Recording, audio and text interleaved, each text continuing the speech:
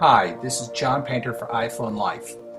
And today I'm going to show you how to replace the battery. Actually take the back part of an iPhone 2G off, and I'm just starting to take off the antenna cover here.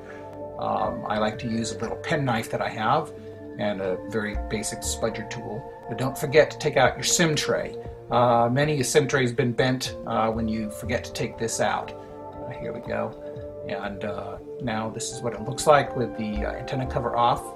There are 3 screws. I actually broke them, broke one of them on the left side there.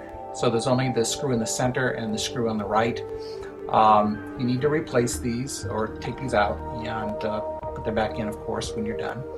Now I like to take the back off, and by the way, the back almost will never come off without some kind of damage. But this is the tool that I found to work the best. It's common to get at Radio Shack or almost any electronics store. Just pop the back off a little bit. I'm going to get my spudger again and further take this off. Now I have a spudger that's kind of blunted. In other words, the fine tip has come off. I've worn it off, and this is actually good because the gap here, as you can see, is pretty big around the back casing and the rim. And you just got to work it in there, and you'll be surprised how hard it is to pop it off.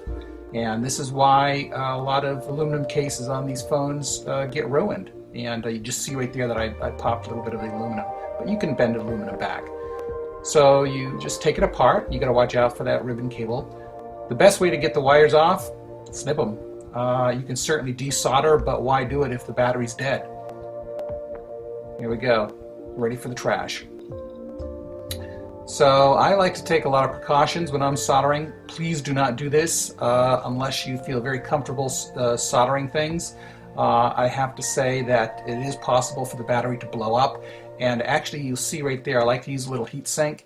I don't use it on the ground too often, but here we go with a white, and I'll use it certainly on the positive. You're going to attach them with black, white, and red in that order. You're going to reattach your fresh battery.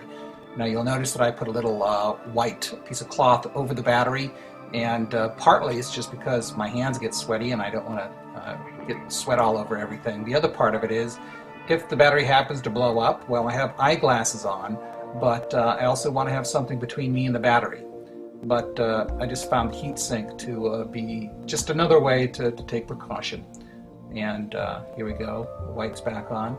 Red will go on the same way. The red always goes on last. Please don't forget that if you attempt this yourself.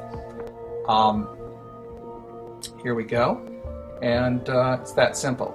So again, you're going to put the back casing on the same way you took it off, and remember to put on your 3 screws, though for me, because I'm a klutz, I only have 2 screws to put back on. And here they go, just going back in. Doesn't take too long.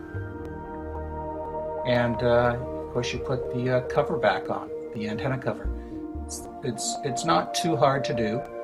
It will snap in there, but let me show you a little trick here. There's 2 little tabs there on the end that will go into on the end there, and then just at the base of the silver backing, let me show you right here, and then again over here.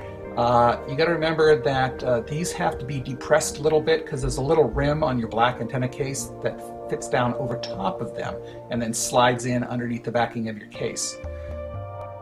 Now remember, your case is probably going to have a few dings or dents in it from where you took it apart, but that's okay because here's the moment of truth. Let's see if it powers up, and ta-da! It does.